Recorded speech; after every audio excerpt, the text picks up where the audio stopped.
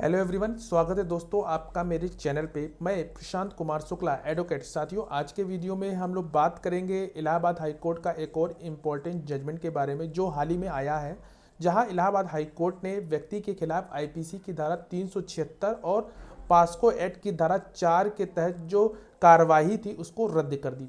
आइए जानते हैं इस पूरे इम्पोर्टेंट जजमेंट को।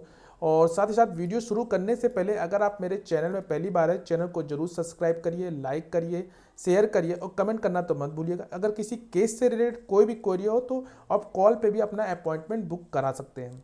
और साथ साथ इस अगर जजमेंट से रिलेटेड कोई भी क्वेरी हो तो कमेंट बॉक्स में जरूर पूछिएगा। आइए जानते हैं इस पूरे इंपॉर्टेंट जजमेंट को। जो ये मामला था, सबसे पहले उसको जानते हैं। मामला ये था कि जो विपक्षी था, विपक्षी ने अपनी स्वेच्छा यानी कि पीड़िता की जो उम्र थी वो 18 वर्ष से कम का उल्लेख एफआईआर में किया था, लेकिन घटना के समय जो वास्तव में जो 18 वर्ष की ऊपर थी। विपक्षी के वकील ने इस तथ्य को स्वीकार किया कि आवेदक और विपक्षी यानी कि जो पीड़ित की बेटी पति पत्नी के रूप में एक साथ रह रहे हैं। और ये भी तथ्य रखा गया कि जो पीड़िता की उम्र और उसके जन्म प्रमाण पत्र के अनुसार घटना के समय 18 वर्ष से अधिक थी। और ये भी बात रखी गई कि जो बरेली द्वारा आसिफिकेशन टेस्ट के आधार पर जारी किया गया था, जिसमें आई प्रमाण पत्र की उम्र को भी दर्शाता है। साथ ही कोर्ट के समझ ये भी बात रखी गई कि जो पवन कुमार बनाम यूपी राज्य के मामले में अदालत के फैसले के अनुसार 2 साल का अंतर लेते हुए पीड़िता की जो उम्र है वो लगभग 16 वर्ष है।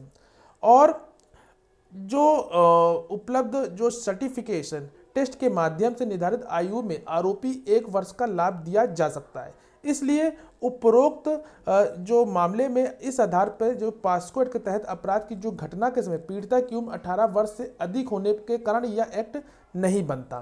तो ये जो थी ये इस केस के इम्पॉर्टेंट फैक्ट थे। और जो याचिकाकर्ता की तरफ से जो तर्क दिया गया वो जानते हैं।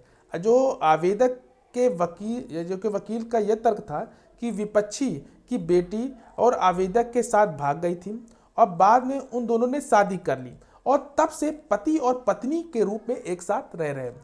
उनके विवाह से एक बच्चा भी पैदा हुआ है। यह भी कोर्ट के समय बात रखी गई कि जन्म प्रमाण पत्र में जो समझौता के आवेदन के समर्थन में विपक्षी द्वारा दायर एक शपथ पत्र में जो कोर्ट के माध्यम में कोर्ट के समय प्रस्तुत किया गया, जहां पीड़िता की जो जन्म तिथि है वो 15/12/1997 में दिखाई गई है। इसलिए जो घटना के समय वह बालिग थी।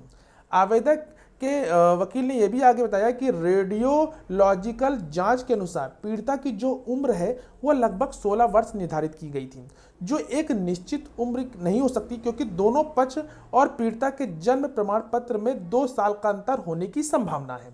नगर पालिका जो कि बरेली द्वारा जारी किशोर न्याय अधिनियम 2015 की धारा 94 के अनुसार अधिक प्रमाणिक है। अब दोनों पक्षों ने अपना विवाद सुलझा लिया है, जो एक लिखित समझौतों में उन्होंने कोर्ट के समझ प्रस्तुत भी किया।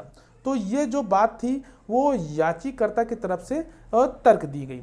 उसके बाद जो न्यायालय का तर्क था वो क्या था?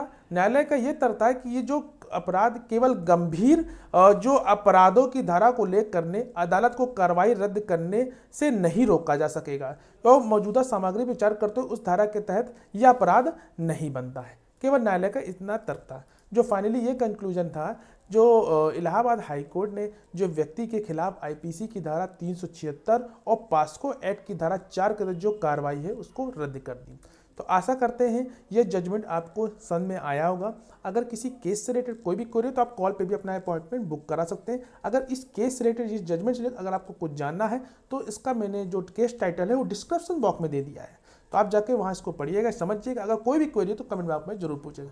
मिलते हैं एक next video next judgement series के साथ, तब तक के लिए धन्यवाद।